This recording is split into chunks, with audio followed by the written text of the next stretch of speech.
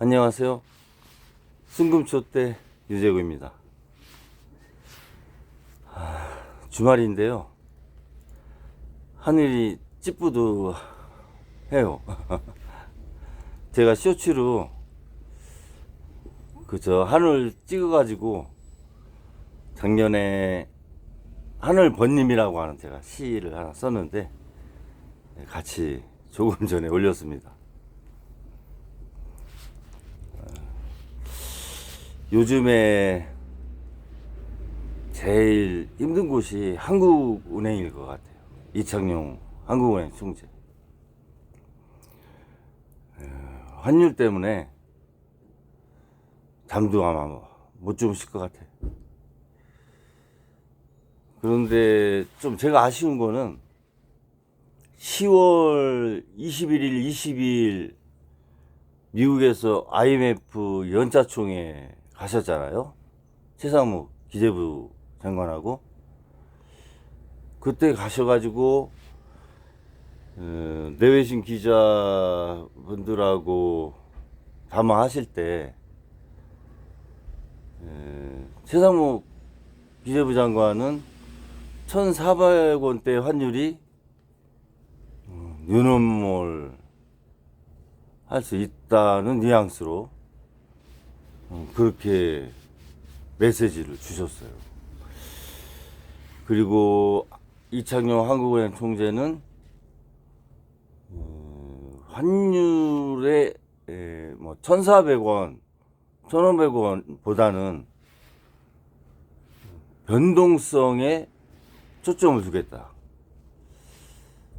그런 말씀을 하셔가지고 어떻게 보면 두 분이 우리나라 경제를 좀 대표하시는 분이잖아요. 그런 메시지가 환율에 대한 시장에 다소 유연한 생각을 갖고 있다. 그렇게 받아들일 수 있는 거죠. 1,400원에서 1,500원 사이는 강달러로 인해서 원화만 오르는 이렇게 약세가 되는 게 아니고 전 세계 화폐 가치가 달러 대비 내려가니까 IMF하고는 다른 상황이라 1,400원대의 환율이 그 당시와는 크게 비교되지는 않는다. 그런 메시지가 반영이 됐다고 저는 보는 거예요. 우려되는 거는 국민연금하고 수화풀을 1,410원대 한 400억 불 정도 해놓은 게 이미 뚫려버렸고 1,450원 정도에서 이제 오락내리락 하는 상황이 됐어요. 이 환율은 또 금리하고도 영향이 있기 때문에 저번 동영상에서도 말씀드렸지만 이창용 하는 총재가 IMF 아시아 국장도 하시고 국제 금융시장을 잘 아시니까 잘 대처를 하시겠지만 금리와 환율을 두 가지 토끼를 같이 잡는다는 건 쉽진 않죠. 선택을 해야 되지 않냐. 저금리 아니면 고금리. 그런 생각도 좀 들어요. 거시적인 면에서. 문제는 저번에도 말씀드렸지만 최상무 기재부 부총리하고 저하고 같은 학번인데 63년도 이후에 저희가 저성장한 경험이 없거든요. 그러니까 환율 정책이나 금리, 재정 이런 부분에 대해서 경험이 없어서 선제적인 대응이 좀 어려운 거예요. 외국의 사례를 좀 찾아봐야 되지 않나 이런 생각도 들고,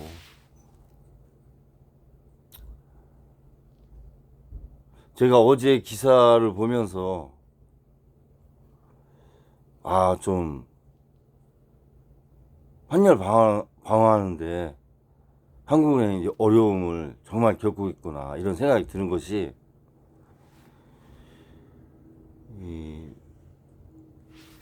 원화용 외화 대출을 금지를 저희가 부분적으로 이렇게 했었잖아요. 시설 투자 빼고는. 근데 그거를 규제를 이제 완화를 하겠다 이렇게 하시고,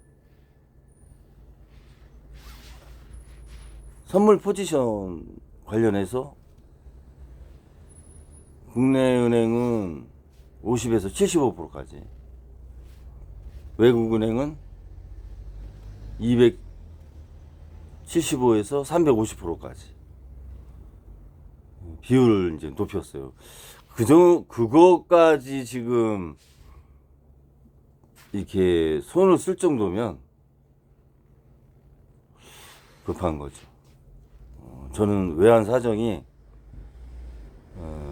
뭐 수치상으로는 외환 보유고가 4,150억 달러라고 하지만 당장 쓸 수 있는 건 3%면은 한 120억 달러에서 150억 달러인데, 그것도 최근에 몇 번 개입한 것 같은데, 어느 정도 글쎄요, 이거를 뭐 방어 여력이 얼마 정도 있느냐를 수치로 얘기하는 거는 대외적으로도 문제가 있을 수는 있죠. 한국은행 총재가 헤지펀드나 사모펀드에서 환율을 공매도 들어오면 영국의 그 파운드화처럼 국가 경제가 그냥 무너질 수 있어요. 소로스 펀드가 파운드화를 그렇게 무너뜨린 거 아니에요. 저는 우려되는 게, 우리나라 경제가 뭐 선진국이다, 뭐 13위 정도 된다 경제 규모가, 근데 사실 크지 않아요. 수출입 합쳐가지고 뭐 1조 8천억 달러, GDP 뭐 실질 GDP 2,300조, 그렇게 크지 않은 겁니다. 소로스 펀드만 해도 한 5천조 이상 안 되었어요. 그 영품기업 관련해서, 고려형 관련해서 영품기업하고 같이 움직이는 사모펀드 MBK가 4천조인데, 저는 그런 게 우려되는 거죠. 우리나라 금융시장을 사모펀드가나 헤지펀드가 공략을 해서 국가 경제를 무너뜨리고, 그러면은 자산이 붕괴되겠죠. 그럼 부동산 꺼지고 상업용 부동산도 다 주저앉겠죠. 기업들도 어려움에 처하고, 그러면 M&A 과정이 싸게 많이 나올 거예요, 물량이. 그때 헤지펀드나 대규모 사모펀드가 들어와서 옛날에 외환은행 론스타가 해먹고 나간 것처럼 그런 상황이 오지 않을까. 아주 극단적으로 생각했을 때 그런 상황은 안 와야 되는데, 그런 걱정이 드는 거죠. 저희가 실제 경험을 했었잖아요. 그때하고는 외환보유고가 조금은 차이는 있지만, 이 정치적인 변수가, 책임의 시간이 빨리 끝나야 되는데, 이게 뭐 2, 3개월, 길으면 6개월이잖아요. 180일, 헌재가. 리스크가 너무 많이 노출돼 있다. 기간이 최대한 줄여서 책임의 시간을 명확히 묻고 단죄를 빨리 해야죠. 특검도 빨리 통과되고 김건희 특검, 내란 특검 두 가지는 안덕수 권한대행 그거 빨리 공포하셔야 돼요.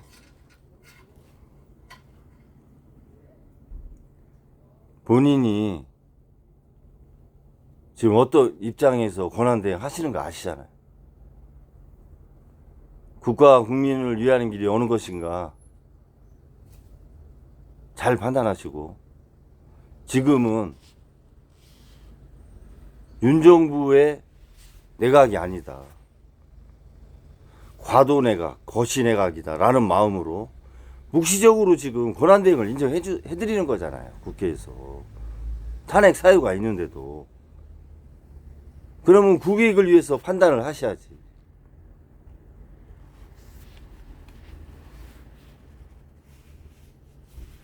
그런 마음으로 내각을 움직이셔야 됩니다.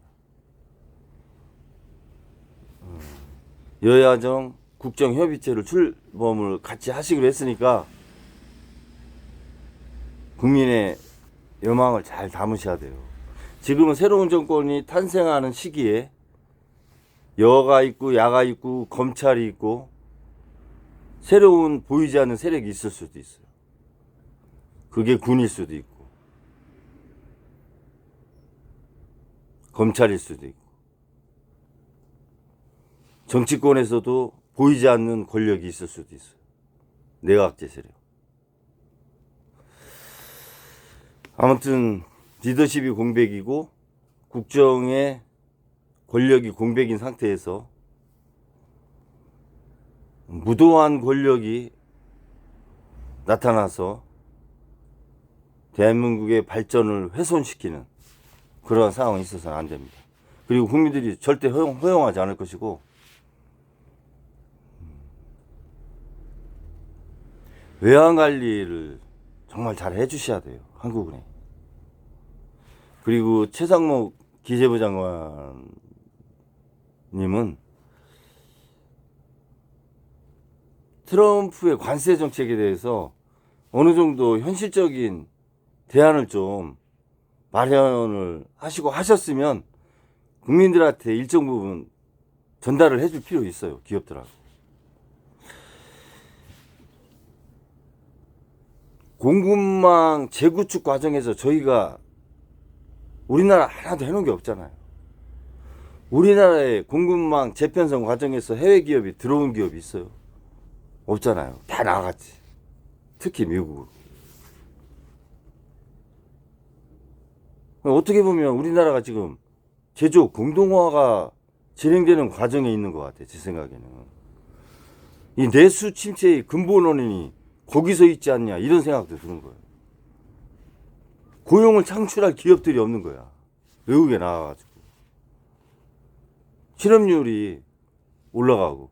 이 실업률이 전 세계적으로 올라가는 게 추세거든요. 유럽도 그렇고 브릭스도 그렇고 미국도 그래요. 실업률이 올라가면서 또 공통적으로 전 세계에 나타난 현상이 뭐냐? 파산 기업 수가 이렇게 늘어나요. 전 세계적으로. 공통적으로. 그러니까 전체적인 전 세계에 경기 침체가 오는 거 아니냐 이런 생각도 좀 드는 거죠. 실업률이 늘고 파산율이 는다. 전 세계적으로. 5대양 6대주에서 조금 심각하게 볼 필요 있죠.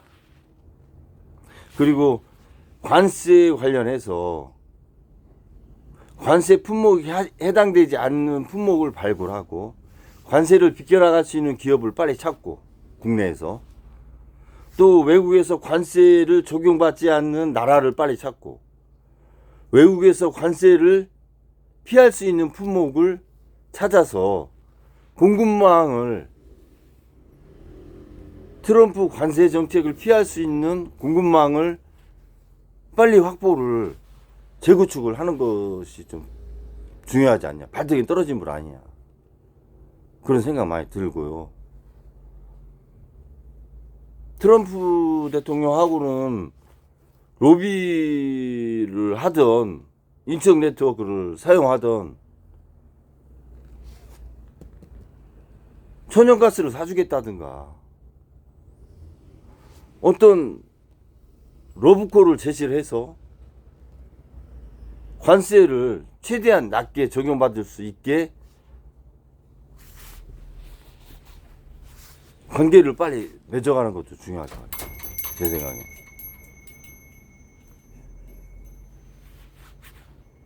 지금 어제 SK하이닉스가 보조금 6,600억 이렇게 나왔고, 오늘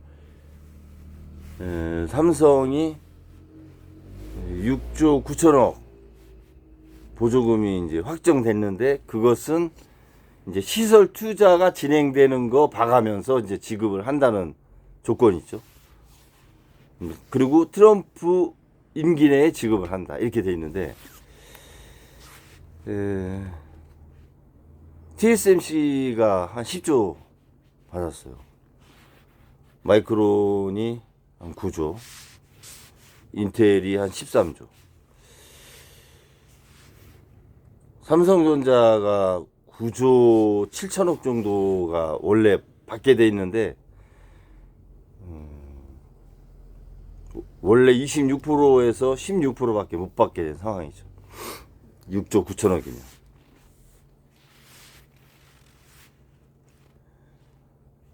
그것도 텍사스의 파운드리 공장이라 주문이 없으니까 가동을 못하는 거 아니에요. 지금 다 만들어 놨는데 교육도 시켜야 되지. 거기 생태계, 산학 뭐 연구소라든가 R&D 연구소, 그것까지 다 해주게 돼 있어요. 그리고 1차 벤더, 2차 벤더까지 다 따라가가지고 우리나라가 미국에 140조를 투자를 했지만 환율이 올라가가지고 실질적으로는 250조 정도 이게 들어가는 거 아니냐. 생산기지 구축하는데. 많게는 300조까지 지금 얘기 나오거든요. 환율이 올라가서. 그러니 140조가 250조까지 늘어나고,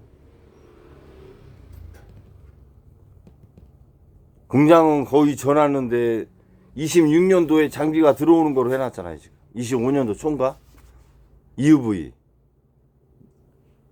ASML 네덜란드 만들어도 팔질 못하니까 수요처가 없어서 큰 문제죠.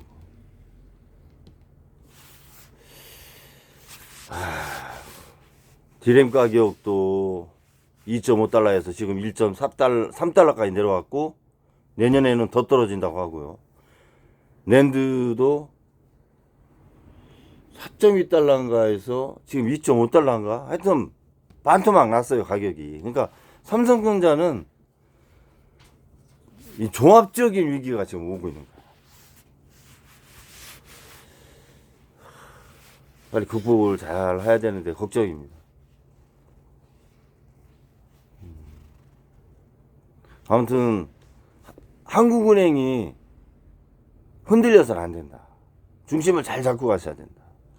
기획재정부 최상목 기획재정부 장관은 공급망 구축, 트럼프 관세와 관련된 공급망 구축, 이미 세계 공급망 구축은 80% 끝난 상태에서 그나마 트럼프 관세 정책에 따른 공급망 구축이라도 제대로 해놔야 된다.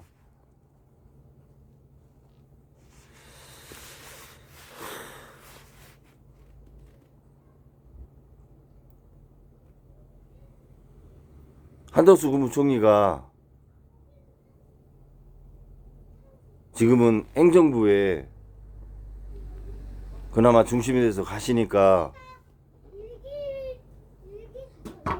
국익과 국민을 생각하시면서 책임의 문제, 안정화의 문제, 외국에 대응하는 문제, 수출입 관련 이런 부분들을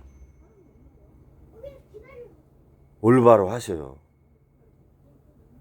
그동안 얼마나 많은 이태원 참사, 잼버리 파행, 엑스포 관련해서 그래도 책임을 묻지 않았잖아요. 책임을 한 번이라도 져본 적 있으세요?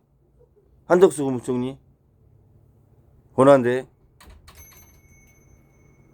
본인이 공직자로서 명예롭게 퇴직하시려면 요번이 마지막 기회다 라는 생각으로 국민과 국가를 생각하시면서 임해 주시길 당부합니다. 주말 시간 잘 보내시고 감기 조심하시기 바랍니다. 감사합니다.